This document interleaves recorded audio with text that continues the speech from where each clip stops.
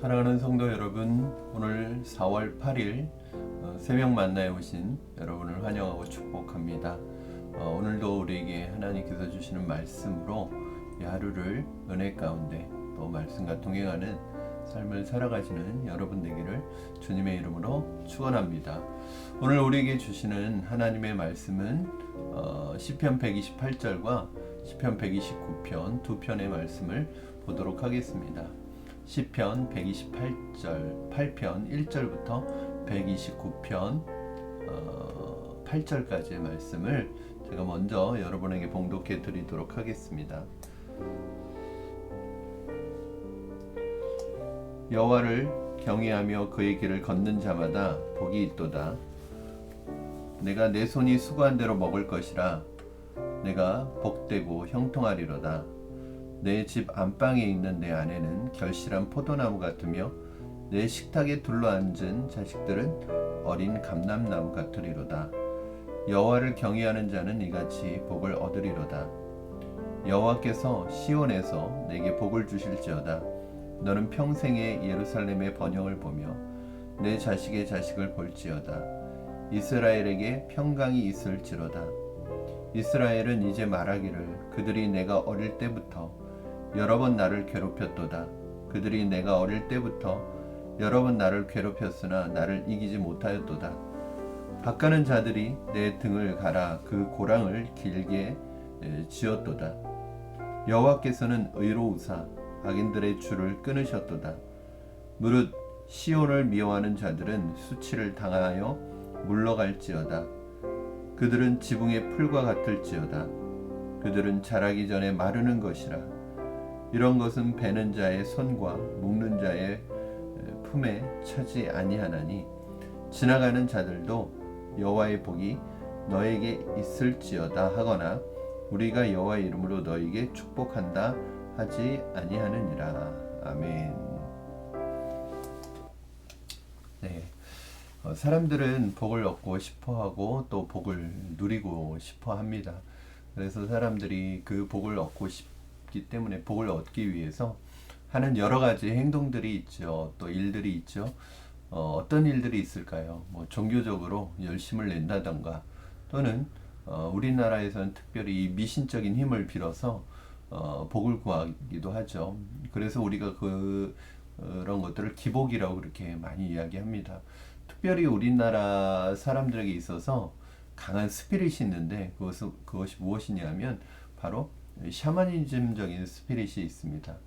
어떠한 종교, 어떠한 학문, 어떠한 철학도 한국에 들어오고 우리나라에 들어오면 그것이 이 샤머니즘적인 스피릿과 결합해서 샤머니즘적인 성격을 띠게 됩니다.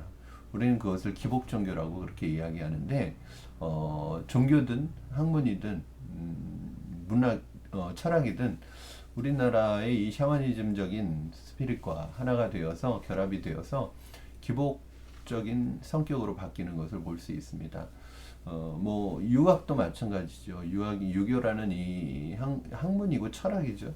그런데 이것이 우리나라에 들어와서는 제사를 드리면서 그것이 어떤 복을 비는 것으로 바뀌죠. 불교라는 것도 원래는 무잖아요. 비워내는 것인데 우리나라에 들어와서 탑돌이라든지 여러분도 아시겠지만 연등의 복을 비는 것과 같은 이런 기복 종교로 바뀌게 되었습니다. 어떻게 보면 불교라는 것도 종교라기보다는 하나의 학문과 철학이라고 할 수 있는데 그것이 우리나라에서는 기복 종교로 바뀌었죠. 기독교도 잘못 이해하면 이 기독교가 그냥 복을 구하는 종교, 내가 복을 얻기 위한 하나의 이용하는 종교처럼 되어버린 것이 사실은 우리나라 기독교의 안 좋은 어두운 면이라고 볼 수 있죠. 사람들이 이렇게 자신들이 복을 얻고 누리기 위해서 가진 노력을 함에도 불구하고 그들은 복을 누리기보다는 오히려 복과 멀어지고 있죠. 진정한 복과 멀어지고 있습니다. 이유가 무엇일까요? 바로 그들이 추구하는 복에 하나님이 빠져 있기 때문입니다. 하나님이 빠져 있다면 그들은 진정한 복을 찾을 수가 없겠죠. 왜냐하면 진정한 복의 근원은 하나님 한 분밖에 계시지 않기 때문에 그렇습니다. 하나님이 복을 주시는 것이고 하나님이 복의 근원이신데 사람들은 이 하나님을 빼고 이 하나님을 제쳐두고 자신들의 어떠한 노력으로 복을 얻으려고 합니다. 그렇기 때문에 그들이 얻는 복, 그들이 얻었다고 생각하는 복은 진정한 복이 아니라 오히려 그들을 더 피폐하게 만드는, 그들의 영혼을 피폐하게 만드는 가짜 복일 수가 있는 것이죠. 복을 주시는 분도 복을 누리게 하시는 분도 하나님이십니다. 오늘 시편 128편 기자는 뭐라고 이야기하냐면 1절 말씀 여러분 보시면요. 여호와를 경외하며 그의 길을 걷는 자마다 복이 있도다 이렇게 이야기합니다. 누가 복이 있느냐? 누가 복을 얻는 사람이냐? 누가 복된 사람이냐? 여호와를 경외하는 사람이 복된 사람이다 이렇게 이야기를 하고요. 또 시편 129편 말씀을 보면 시편 129편의 시인은 시온을 미워하는 자들은 복이 아니라 저주를 당한다고 그렇게 이야기합니다. 즉 수치를 당한다 이렇게 이야기를 합니다. 그러니까 복을 얻는 사람은 어떤 사람이냐? 여호와를 경외하는 자가 복을 얻고 복을 얻지 못하고 수치를 당하고 저주를 당하는 사람이 누구냐? 시온을 미워하는 자가 수치를 당하고 저주를 받을 것이다. 이 두 가지 상반된 이야기를 하는데 이 두 가지 공통점이 있습니다, 여러분. 결국 뭐가 연결점이 되는 것이냐면 바로 시온이라는 것이 연결점이 됩니다. 이 둘 사이에 시온 예루살렘이 있는데 보통 이 시편 128편과 시편 129편을 성전에 올라가는 노래라는 그런 제목이 붙어 있습니다. 즉, 이 두 노래 모두, 두 시편 모두 성전에 올라가면서 부르는 노래입니다. 여기에서 시온은 단순한 어떤 지명이라기보다는 하나님의 도성, 거룩한 성 예루살렘이 있는 하나님의 도성을 가리키는 그런 상징적인 의미가 있죠. 왜 그렇다면 예루살렘이 하나님의 거룩한 성이고 거룩한 도성이라고 그들은 생각했을까요? 왜 거룩한 성이라고 생각했을까요? 그것이 바로 그것에 하나님의 성전이 있기 때문입니다. 하나님을 예배하는 하나님의 임재가 있는 성전이 있었기 때문에 그들은 예루살렘을 거룩하게 생각을 했던 것입니다. 이 성전에 예배드리러 올라가면서 드리는 노래가 바로 시편 128편과 129편입니다. 그러므로 오늘 이 두 시편에 있어서 시편 모두 주제가 핵심이 바로 예배인 것이죠. 여호와를 경외하는 것은 바로 예배하는 사람들의 그 마음의 태도고 기본적인 태도라고 말할 수 있습니다. 우리가 하나님께 예배드릴 때 여호와를 하나님을 경외하는 마음이 있는가? 여러분 어떠십니까? 여러분 하나님을 예배하실 때 하나님을 정말 경외하는 마음으로 예배를 드리십니까? 사람들은 하나님께 드리는 이 예배를 가끔 보면 수많은 그리스도인들의 예배하는 그 태도를 보면은 정말 이분이 전지전능하신 창조주이신 하나님을 예배하는 것인지 좀 헷갈릴 때가 있습니다. 심지어는 하나님을 예배하는 그 예배의 태도가 자기 자녀를 대하는 것보다도 못하고 자신의 어떤 직장의 상사를 대하는 것보다도 못하고 오히려 자기가 소중하게 여기는 그 누구를 대하는 것보다도 하나님을 대하는 것이 더 소홀하고 더 중요하지 않게 대할 때가 많이 있습니다. 태도죠, 태도. 어떤 사람이 예배하는 태도를 보면은 그 사람이 예배에 대해서 어떤 마음을 가지고 있는지 알 수 있지 않습니까? 보통 우리가 사람의 마음은 알 수 없죠. 들여다보기 전에는 알 수 없지만 사실은 그 사람의 마음이 나타내는 창문이 뭐냐? 나타내는 창이 뭐냐? 태도죠. 그 사람의 마음을 알 수는 없지만 태도를 보면 그 사람의 마음을 알 수 있다는 거예요. 우리가 하나님을 예배하는 태도를 보면은 우리가 하나님을 어떻게 생각하는지 우리가 예배에 대해서 어떤 생각을 가지고 있는지 알 수 있는 것이죠. 사실은 하나님을 예배하는 태도에 있어서 가장 중요한 게 뭐냐면 바로 하나님을 경외하는 것입니다. 경외하는 거예요. 저는 기본적으로 이 경외라는 단어가 오해가 없었으면 좋겠습니다. 경외라고 해서 이 두려움, 존경을 표하는 이 경외라는 단어 때문에 예배가 너무 무겁거나 마치 어떤 장례식 분위기 같을 필요는 없다고 생각해요.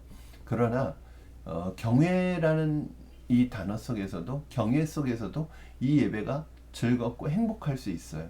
그리고 즐겁고 행복하다는 것이 꼭 그 예배가 가볍다는 것은 아닙니다.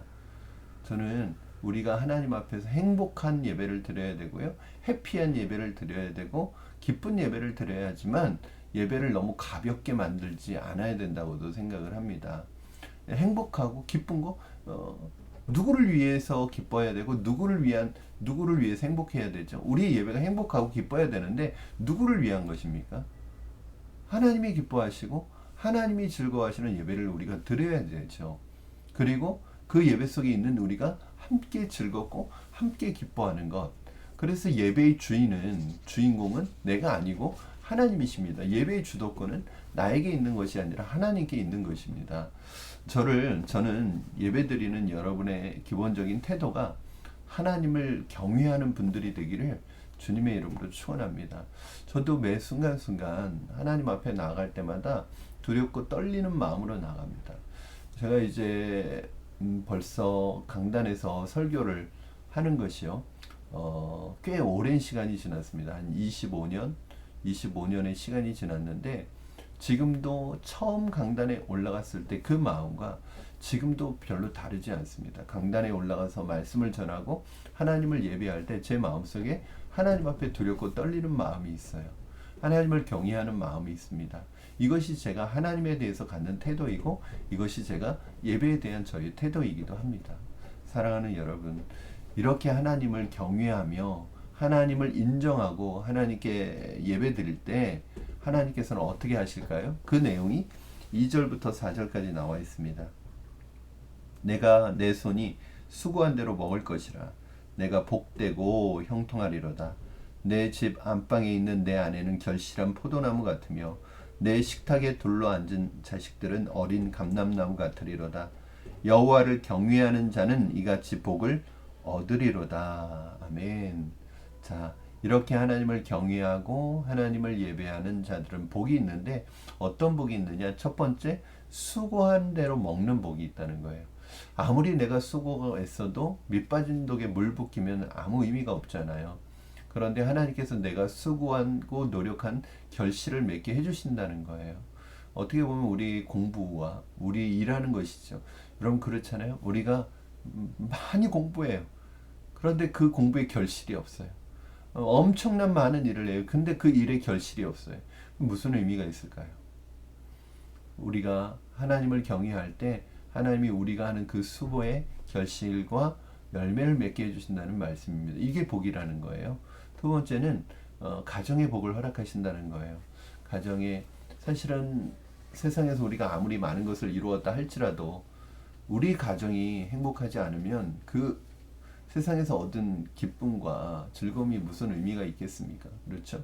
하나님이 결국 우리 가정을 지켜주시고 가정의 은혜를 베푸시고 가정이 주님의 은혜가 풍성한 가정이 되는 것, 이것이 큰 복이잖아요.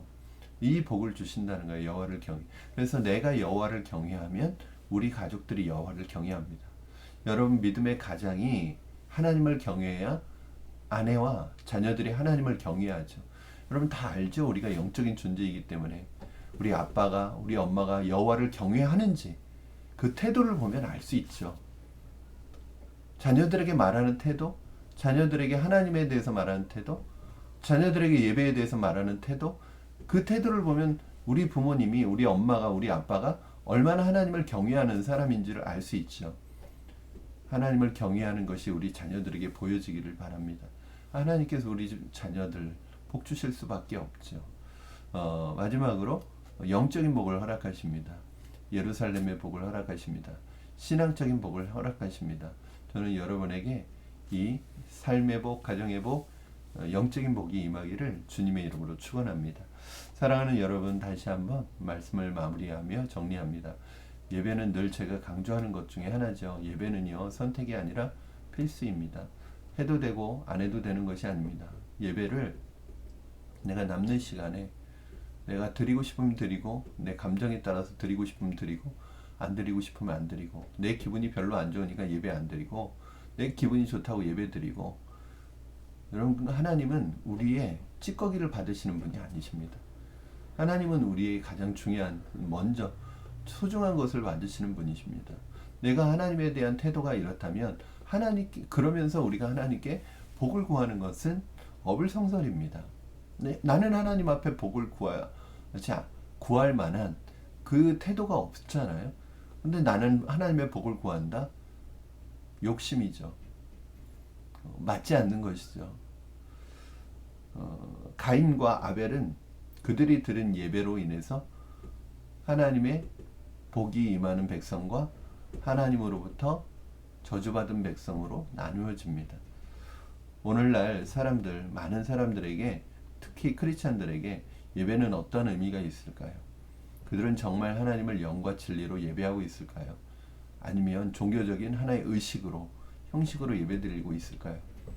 예배드리지 않은 뭔가 찝찝한 마음에 드리는 사람은 없을까요? 예배를 드리지 않아도 내 삶에 더 급한 일들을 처리하느라고, 내 삶에 더 급한 일들을 하느라고 하나님을 예배하지 않는 것을 당연하게 여기는 사람들은 없을까요? 그러면서 내가 하나님께 복을 누리기를 원한다는 것은 얼토당토하지 않습니다. 하나님께서 오늘도 영과 진리로 예배하는 자들을 찾고 계십니다. 예배를 멸시하고 예배를 방해하고 예배를 싫어하는 사람들을 하나님께서 부끄럽게 하신다고 하십니다. 수치를 당하게 하신다고 말씀하십니다. 우리가 드리고 있는 예배가 진정한 복의 통로가 되기를 바랍니다. 진정으로 복을 누리기를 원하신다면 여러분이 예배하는 일에 먼저 성공하시기를 주님의 이름으로 축원합니다. 예배하는 일에 먼저 하나님 앞에 여러분의 삶을 드리시기를 바랍니다. 그러면 우리의 삶은 하나님 안에서 복을 받고 누리는 삶이 될 수밖에 없습니다. 왜냐하면 하나님이 복의 근원이시기 때문에 하나님을 예배하는 것이 복의 근원이 되기 때문입니다. 오늘도 그 예배의 축복을 우리의 삶 속에서 또 예배의 자리에서 누리시는 저와 여러분 되기를 주님의 이름으로 축원합니다. 기도하겠습니다. 살아계신 하나님 아버지 감사합니다. 오늘도 말씀을 통하여 우리 안에 예배가 얼마나 소중한 것인지를 다시 한번 깨닫습니다. 하나님, 예배에 성공하는 자가 되게 하여 주시옵소서. 예배하는 자가 되게 하여 주시옵소서. 내 인생에 하나님 예배보다 더 중요한 것이 없게 하여 주시옵소서. 하나님, 하나님을 경외하며 우리가 예배할 때 하나님을 존귀하게 여기고 하나님을 경외하며 하나님에게 합당한 예배와 하나님께 합당한 영광을 돌려드리는 하나님의 백성들 되게 하여 주시옵소서. 다른 일에 모두 성공할지라도 예배에 실패하는 인생은 하나님께 부끄러움을 당하는 인생입니다. 하나님, 내가 먼저 예배에 성공하는 인생이 되게 하여 주시옵소서. 그리하여 이 시대에 찾으시는 하나님의 사람, 예배자가 되게 하여 주시고 하나님이 예배자에게 주시는 복을 얻고 누리는 삶을, 인생을 살아가게 하여 주시옵소서. 우리의 복이 하나님으로부터 옴을 다시 한번 고백하며 예배로부터 옴을 다시 한번 고백하며 예배에 승리하는 우리가 되기를 소원하며 예수님의 이름으로 기도하옵나이다. 아멘. 사랑하는 여러분, 오늘도 여러분의 삶이 예배가 되기를 바랍니다. 또 금요 심야, 또 예배, 그 안에서 하나님이 주시는 은혜를 누리시기를 바라고요. 이번 주일은 특별히 종려주일 예배로 드립니다. 주님의 고난이 시작되는 종려주일입니다. 그 안에서 주님을 다시 한번 묵상하는 시간이 되었으면 좋겠습니다. 여러분, 오늘 하루도 하나님의 말씀에 은혜가 풍성히 임하는 여러분 되시기를 주님의 이름으로 축원합니다. 우리 월요일날 새벽 만나는 월요일날 다시 만나도록 하겠습니다. 감사합니다, 여러분.